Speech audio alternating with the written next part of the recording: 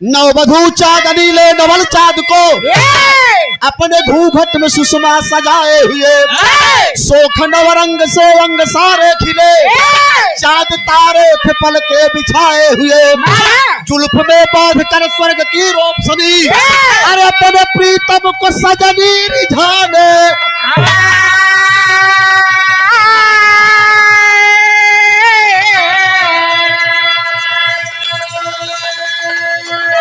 दिल के मंदिर में बाजा मिलन का बजा रात रानी मगन मुस्कुराने लगी।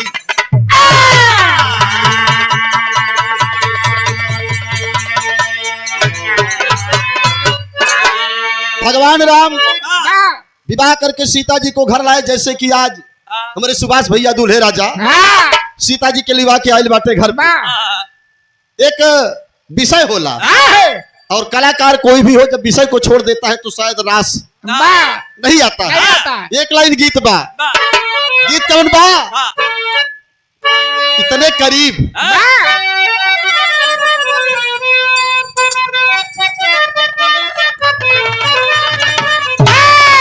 अरे इतने करीब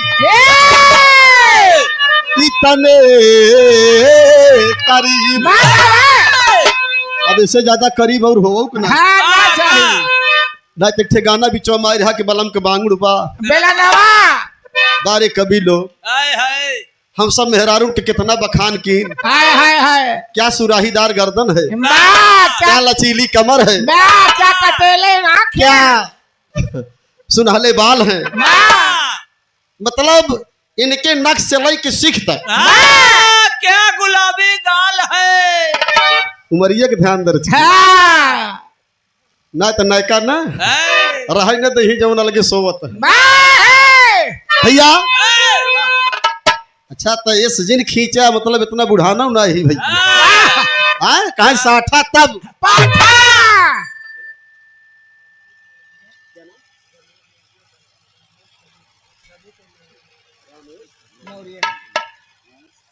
श्रीमान रमेश कुमार मौर्य आप श्रीमान जी की तरफ से सादर 101 रुपए का सम्मान आपका हर नोटवे पे छापा अशोक चक्र जो न रहे जाले नोट न खली का गुरु जी सही बा ना। तो आपका सदा सम्मान है, पूरी समाज को नमस्ते प्रणाम है, बरबधू को आशीर्वाद।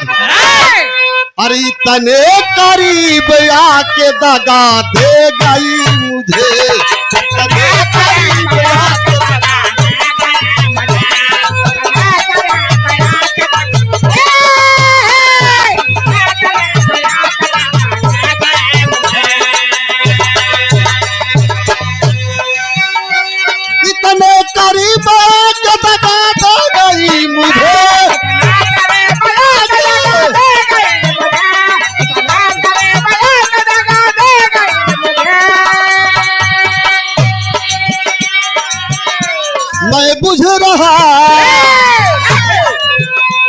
मैं बुझ रहा था के हवा दे गई, मैं बुझ रहा था के हवा दे हो।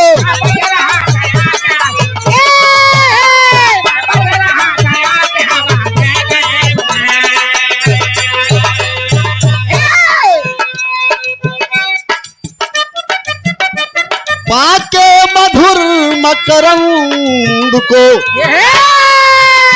पाके मधुर मकरंद को भौरा विभोर पाके मधुर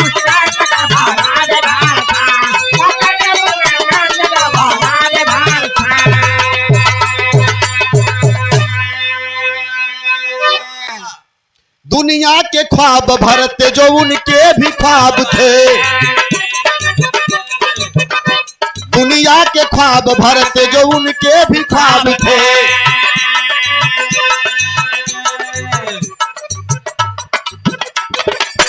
एलबी यादव मीन्स लाल बहादुर यादव दूल्हे राजा के बड़े पिताजी स्केल बना रहे 101 रुपए का शानदार सम्मान, बहुत बहुत अभिनंदन है, बंदन है।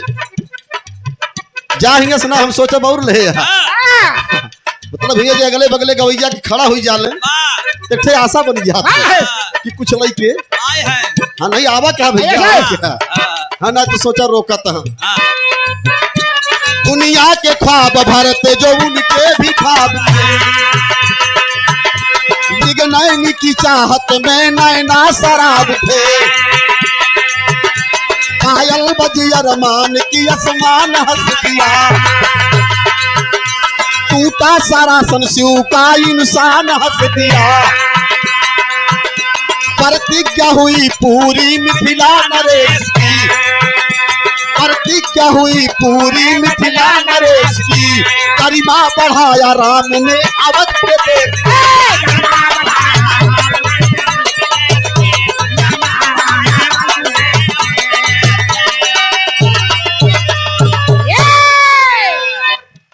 अब वही की पता चलल कि दूल्हे राजा के केहू एक ठे रिश्तेदार आई। दूल्हे राजा के पूजनीय फूफा श्रीमान हरिश्चंद्र यादव जी क्षमा चाहेंगे। आप तो जान ले सवाई लाद दे। दूल्हा फूफा पता नहीं ना दुल्हन फूफा आई। चला मान ला चला हुई आज कईयों लगन भी शानदार 200 रुपए का सम्मान। आप श्रीमान जी को बहुत बहुत नमस्ते प्रणाम। ये विषय की गीत है। विषय बा शादी विवाह के बहु भोज के एड होम कहा थे प्रीत भोज। एक चीज के कई नाम बा इतना पर्याय बाची बा। गरिमा बढ़ाया राम ने अवध के देश की सिया राम। प्रतिज्ञा हुई पूरी मिथिला नरेश की।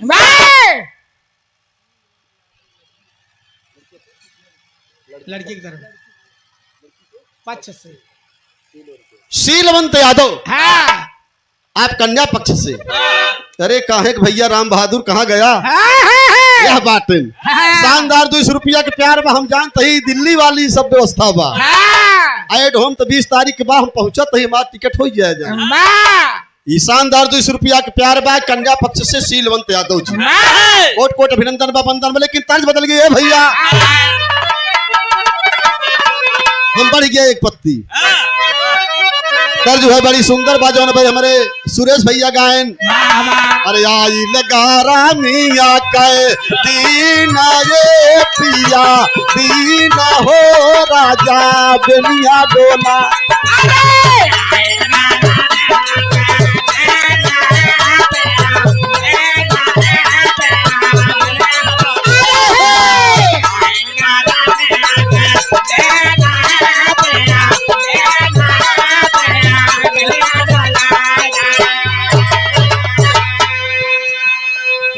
सीता जी ससुरे आई गई।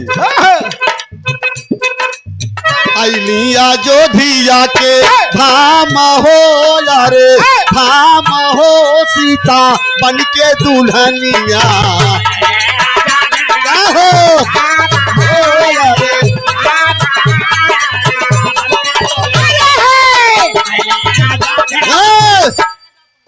हम कहे समझे में आवे चाहे जितना जल्दी जाए। नजर से नजर मिले चाहिए। हाबा डाभा वही अरे राजा दशरथ कैया जोर भैली बात राम बहादुर भैया।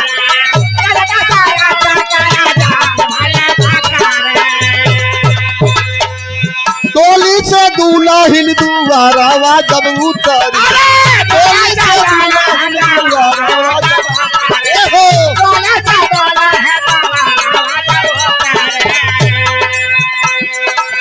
भूले न समाए आज भूले न समाए आज राम हो यीशु बास हो सीता बन के दूल्हा।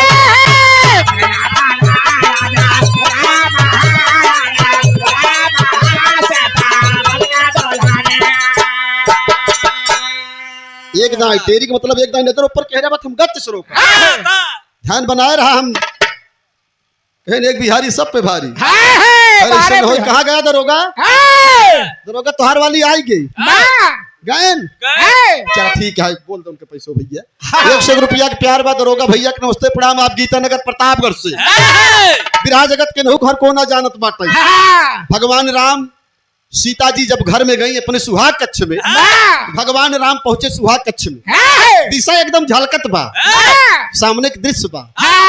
यह आज के विषय बा।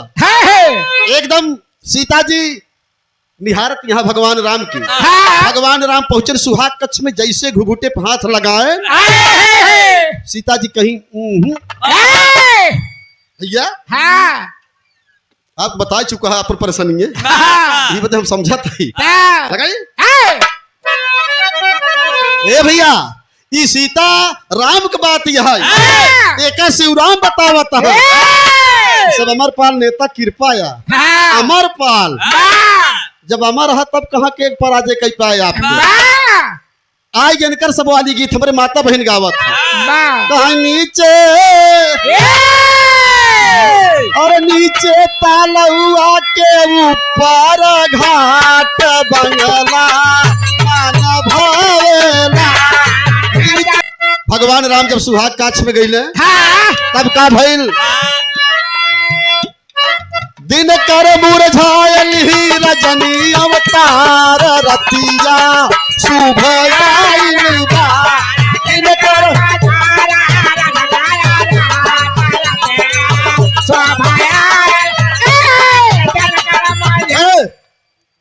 हम कहानी समझाए ले तू सब पैसा तो ले दे राजू 65 किलोमीटर भबाटे शानदार 200 रुपया पुरस्कार श्रीमान रमेश यादव लड़की के चाचा कहो कन्या पक्ष से। अरे भैया बहुत बहुत नमस्ते प्रणाम। देखा है आप सब मान लो बिटिया खिया आई है जब ये सब गर हैं तो मान लो बर पक्ष से सबके गाड़ी सुने के मिला हुई कन्या पक्ष से तो ही हम आप सबको सेवा करे ही भैया केहू गरिया भाई मान लो राम बहादुर कहा था कहो मोरे पीछा वाराई चौराई भला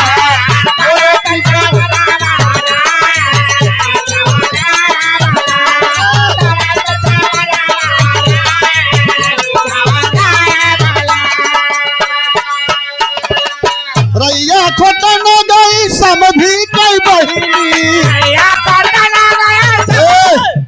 के का कहत बा बेका आप सब समझे मोर भैया है आपो समझी है आपो समझी है रैया खोटा न गई समझी कई बहिनी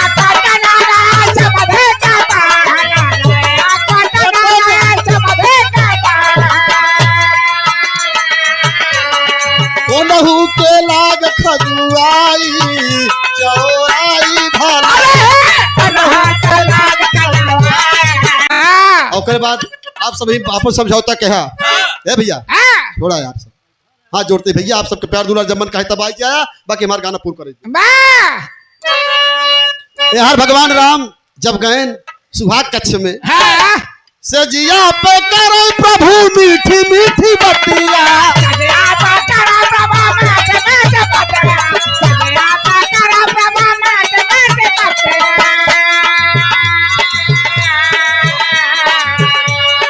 बूझे कोयलिया बसंत के प्रीतिया बूझे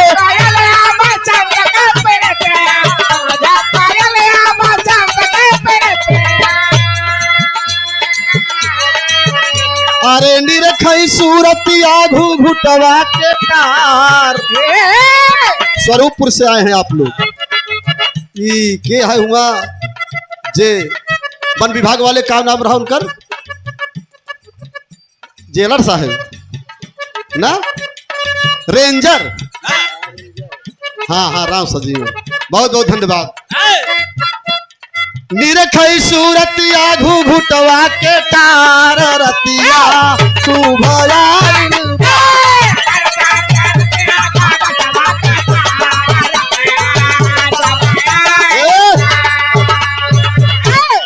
भगवान राम धीरे से घुघुट उठावे लागे सीता जी से कहें प्रिय इतना उदास क्यों हो कहे स्वामी क्षमा कहा हम नैहरों में एक मन्नत माने ही कि जब हम अपने ससुरे जाब हे भैया बगल हो जाए एकदम चौक की हम देखत रही ने तबे नजर से नजर मिले तबे मजा आवत हम बतलाई आपसे आप लग तक दक्षिण मुंह तो नजर से नजर मिले तबे कोनो बात बने यही तो कुल काम कर बाबूजी सीता जी ने कहा कि मैं मायके में एक मन्नत मानी कहीं बतावा कौन मन्नत है मन्नत माने ही कि जब हम अपने ससुरे में जाब तो एक थे बाभन खियाऊ एक ठे बाभन खियाऊ वो आधा पेट। भगवान राम कहन ई कवन भैया मुंह दिखाई अय मनतिन रहू तो पूरा माने हो तू आधा पेट के न्योता केका दे कहे नाही अब हम मान चुकी है क्षमा के है। भगवान राम कहे अरे बाप रे बप्पा कहाँ जाई हम निकल परन पंडित है रही जब निकल परन तब पंडित खोजे ला घूमी घूम राघुराई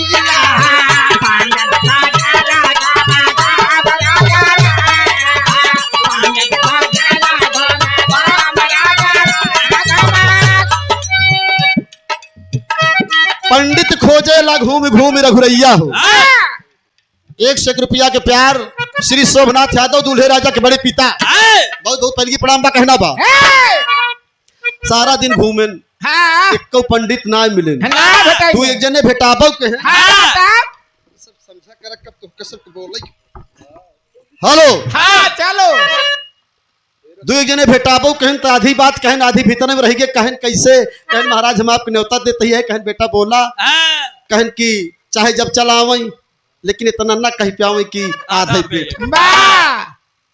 कहन बताई नहीं पाया कहन चल दे भगवान राम आगे बढ़ गए घुमाता घुमाता भैली सुबह से शाम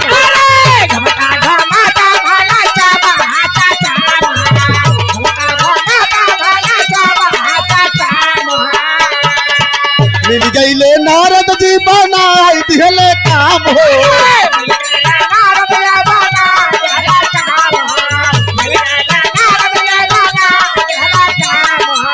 कुंभज के पास लेके अइले मुनि रैया हो कुंभज के पास लेके अइले मुनि रैया हो पंडित खोजे ला घूमी घूमी रघुराइया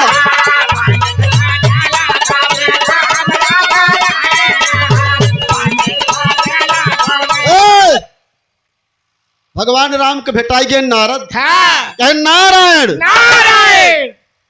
भगवान राम कहे अब काव कहे नारायण सवेरे से शाम हुई कि क्यों मिला ना कहे कहा सीता जी एक ठे मन्नत माने हा कि ठे बाभन खियाऊ भू आधा पेट हम केका न्योता दे नारद कहे जा तुहार भला भाई चला लिया पहुंचे नदी किनारे जहाँ कुंभज ऋषि आसन मार के कुंभज ऋषि के पास पहुंचे कहन महाराज प्रणाम कुंभज ऋषि अरे भाई देवर्षि हर देवों के ऋषि थे कहन महाराज कैसे कहन कि ये नारद जी बताए दिन कहन ये नहीं है कहन मतलब क्या बात है भगवान राम हाथ जोड़ के कुंभज ऋषि का अगवा कहन सेवकाई बाबा करी है जानकी अरे कनोता दिए राम जी कुंभज को हर साई स्वीकार कर महाराज कहन मतलब एक लाइन राधे श्याम बा स्वीकार करो इसको मुनिवर मैं अवधपुर से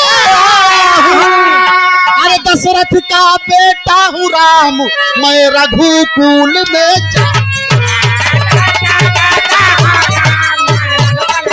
अरे दशरथ का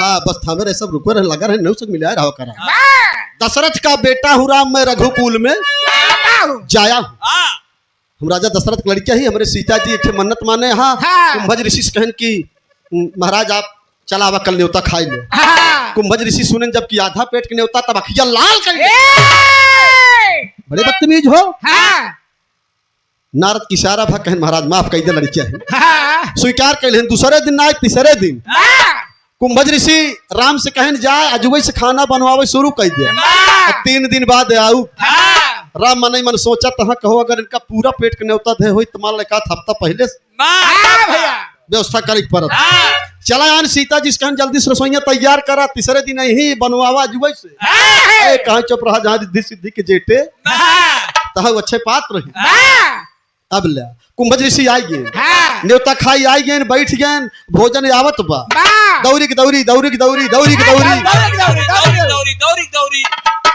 झुआ झुआ पूरी सब्जी कुलोराई कहीं अब का करी। अब भगवान राम गए अंदर, सीता जी से कहन की पतरी साफ है, आए तो कहे रिद्धि सिद्धि बना यहाँ जा देखा लावा। राम गए रसोइया में तो रिद्धि सिद्धि गायब।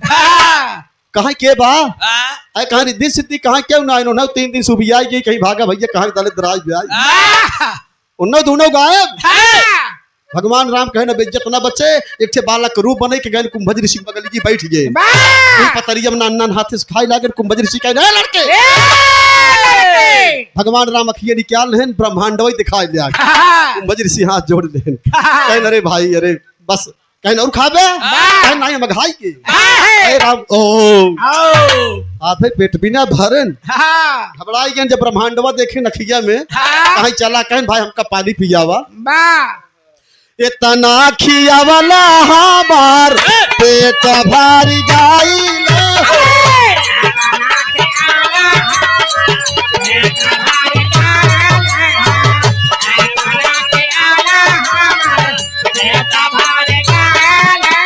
अरे जल्दी से पियावा हमके पानी रघुबर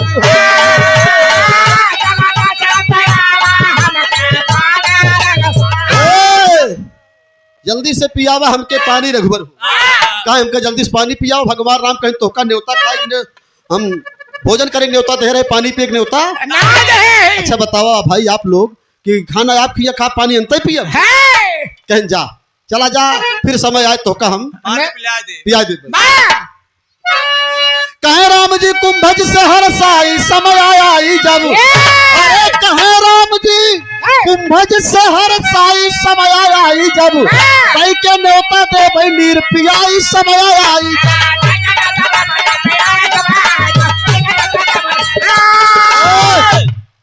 देखा ना हम काटा तही तू सब चापत है बुढ़वा देखा मन मनान भाई कई क्विंटल डाई डाले हाँ एक यही बताई।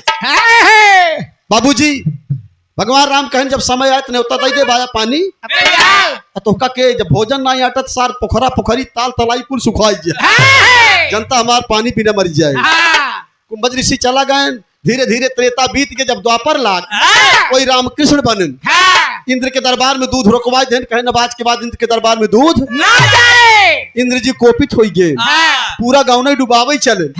जब गाँव डुबावे चलन तब कृष्ण भगवान हुई काली अंगुरिया पे गोवर्धन पर्वतवा टांग लेन पनिया पर पर गिरे लिया। रामचंद्र सोचन की अब उनका हम बोलाई ले हाँ देखा हम उधार के ही आवाहन के कुंभज ऋषि आए लगा है नजूरी सर सर सर सर सर सर सर सर सर चट से मार रही उड़ौती के नाते मुर्गी ना उठ पाओ। ए भैया कह ले आकर पिया खो गाना के अंतिम लाइन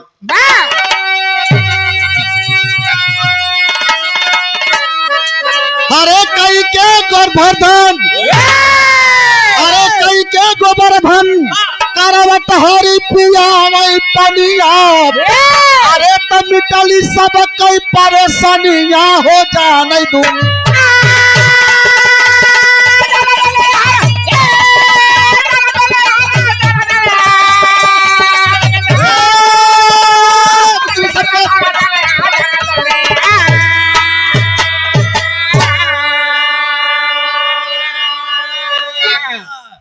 कई के गोवर्धन करवट हरी पियावई पनिया मिटली सबके परेशानियां हो जाने दुनिया।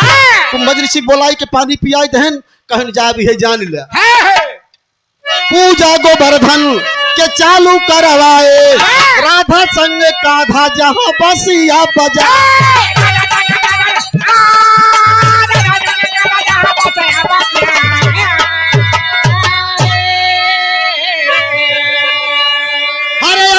कुल के नाम ऊंचा कैले सनिया अरे तब मिटली सब कई परेशानिया रे जाने दुनिया।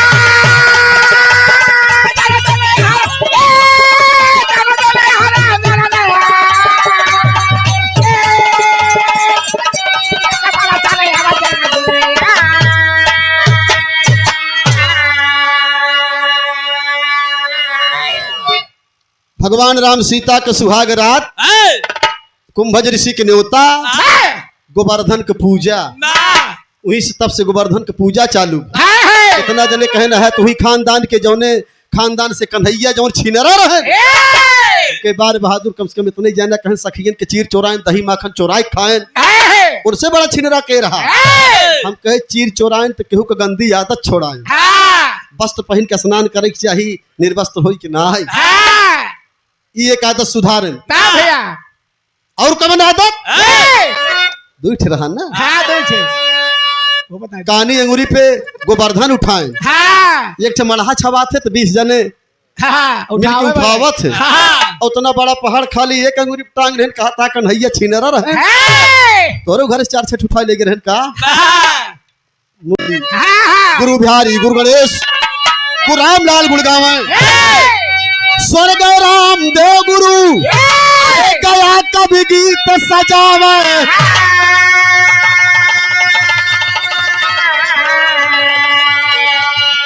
सेवकाई बाबा कर है जानकी, सेवकाई बाबा कर है जानकी। अरे तगाव शिवराम यादव रक्षा करे कन्हाई, सेवकाई बाबा कर है जा।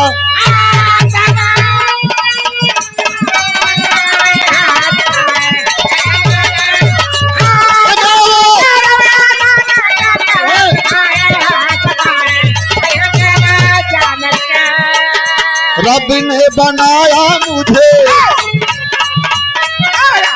रब ने बनाया मुझे तेरे लिए तुझे मेरे लिए हो। रब ने बनाया तुझे अच्छा रब ने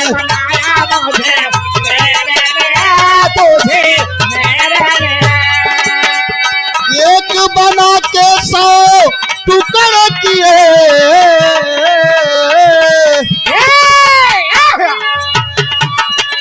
दिल तड़पाया मैंने, दिल तड़पाया मैंने तेरे लिए तूने मेरे लिए दिल तड़पाया मैंने तेरे लिए तूने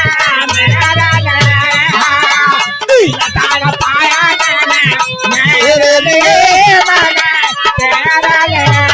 अरे दीवाना दीवाना मैं तेरा दीवाना दीवाना मैं तेरा दीवाना दीवाना मैं तेरा दीवाना दीवाना मैं तेरा दीवाना। बहुत बहुत धन्यवाद।